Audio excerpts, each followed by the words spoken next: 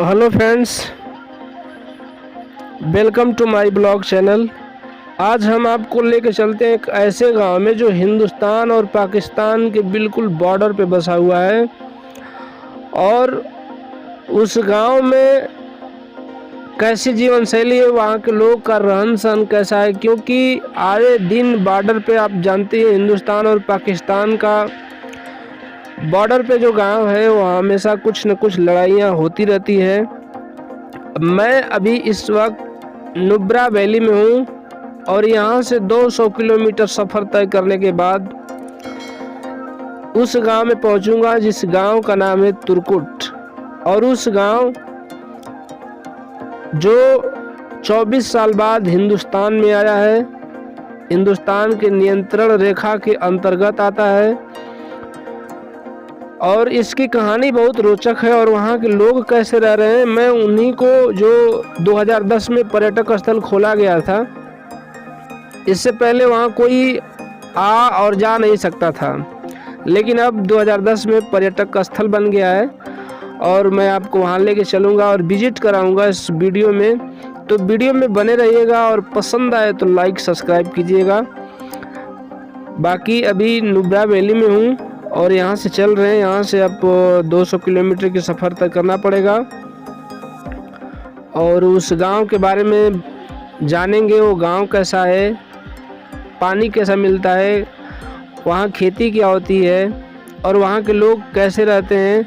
और मैं थोड़ा सा एक झलक आपको दिखलाना चाहता हूँ इस वीडियो के ज़रिए कि लोग सोए थे पाकिस्तान में लेकिन जगह तो हिंदुस्तान में, क्योंकि आज़ादी के बाद 14 साल बाद वो गांव तुर्कुट जो गांव है जहां मैं चल रहा हूं, वो गांव आज़ादी के बाद 24 साल बाद जो 1971 मतलब 1971 में जो वार हुआ हिंदुस्तान और पाकिस्तान के मध्य, जो वार हुआ 3 दिसंबर से वार शुरू हुआ। ठंडी का मौसम था और 16 दिसंबर तक वार चलता रहा। और वार विराम होने के बाद उसी क्षेत्र से, उसी तहसील से रिचवेंग जो कर्नल थे, उन्होंने उस गांव पे अटैक किया अपनी बटालियन के साथ और गांव के लोगों से कहा कि मैं आपसे बताना चाहता हूं कि आप लोग बिल्कुल सुरक्षित हैं, घबराने की कोई बात नहीं है और आप हिंदुस्तान में हैं। और सबसे बड़ी फैक्ट मैं आपको बता दूं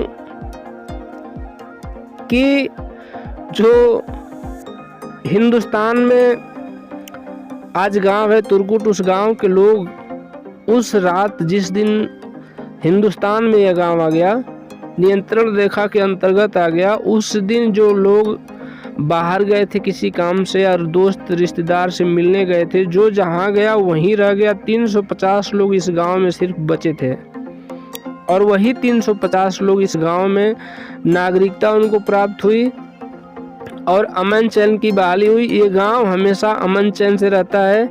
बाकी मैं आपको दिखाऊंगा ले चल के कि वहाँ गांव कैसा है, मैं वहाँ की स्ट्रीट लाइफ आपको दिखाऊंगा और चल के दिखाऊंगा कि हाँ वहाँ गांव में क्या होता है।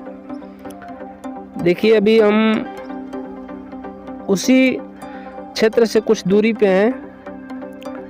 ये देखिए कितना मनोरम दृश्य है, सड़क के दोनों तरफ।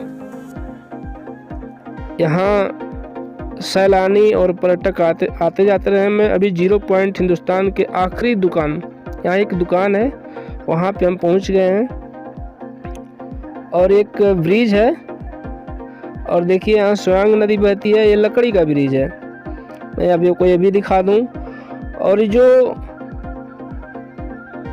नायक थे, कर्नल थे रिनचेन, उनके याद में बनाया गया था। और ये देखिए नुब्रा वैली का कितना खूबसूरत और नज़ारा है।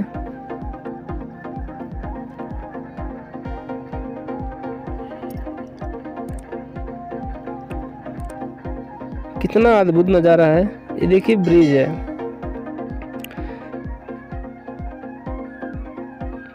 और यहाँ की जो फ्रूट है एप्पल, एप्पल गार्डन है। मैं आपको कुछ दिखाते चलता हूँ। आप देखिए ज़रा, कश्मीर में होता है ना कि एप्पल कैसा है, तो अब देखिए लेह लद्दाख में, जो लद्दाख ज़िले से 200 किलोमीटर की दूरी पे हम लोग जाने वाले हैं। और यहाँ फूल की खेतीबाड़ी और जौ की होती है।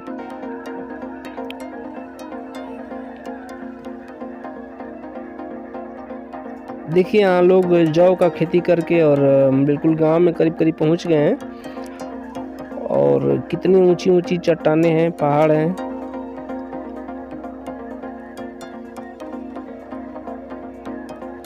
ये देखिए गांव के लोग हैं,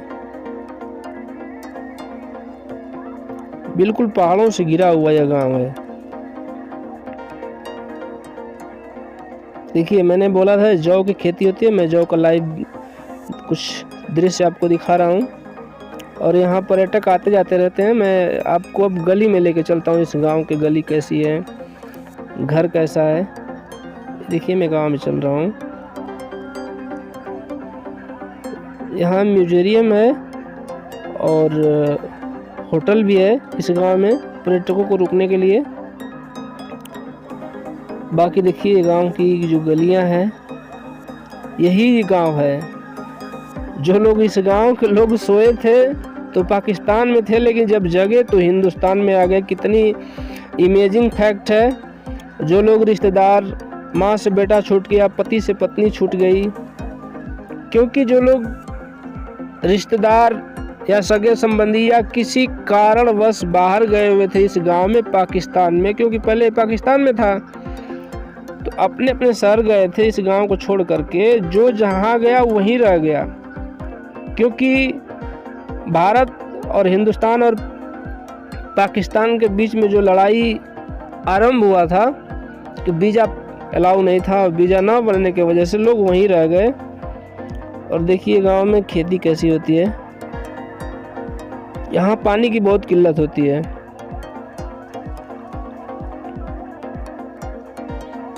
और यहाँ का जो घर है वो पत्थर से बनाया गया है, ईंट नहीं है। देखिए घूम कर आ रहे हैं, विजिट करके आ रहे हैं पूरे गांव को।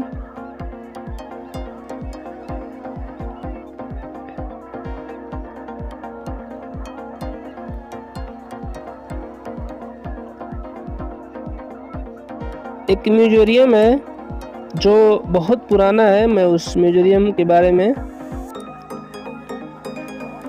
एक बच्ची आगे बता रही है कि म्यूजियम आगे है।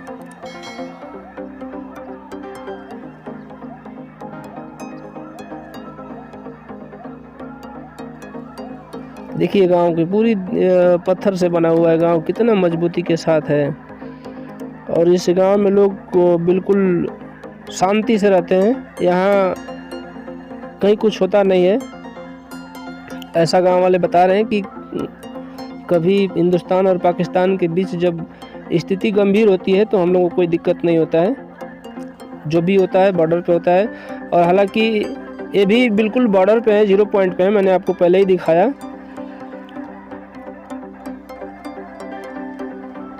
और ये देखिए 350 लोग इस गांव में नियर अबाउट लगभग रहते हैं।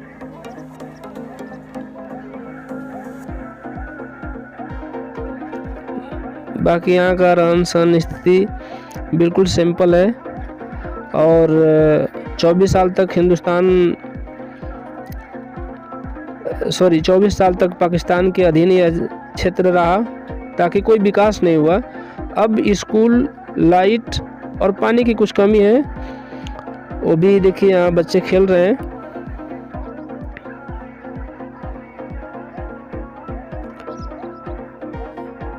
देखिए म्यूजियम है, यहाँ पे कुछ पुरानी चीज़ें रखी हुई है, वस्तुएं।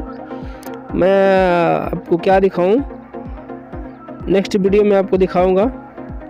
और ये देखिए गांव है, और इस गांव के इस घर का इतना छोटा सा दरवाज़ा है और बिल्कुल पत्थर से बनाया गया है और लोग यहाँ का बहुत सिंपल जिंदगी जीते हैं। बाकी मिलते हैं।